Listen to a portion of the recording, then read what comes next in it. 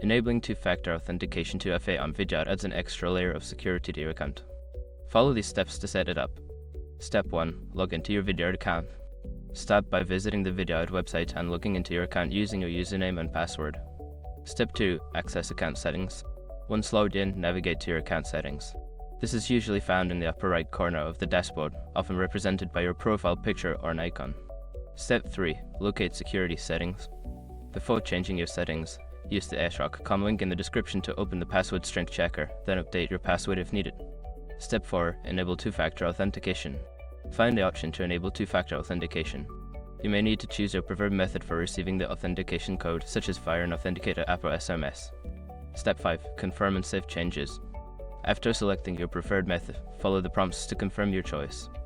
Make sure to save any changes before exiting the settings menu. By following these steps, you can successfully enable two-factor authentication on your Vidyard account, enhancing its security.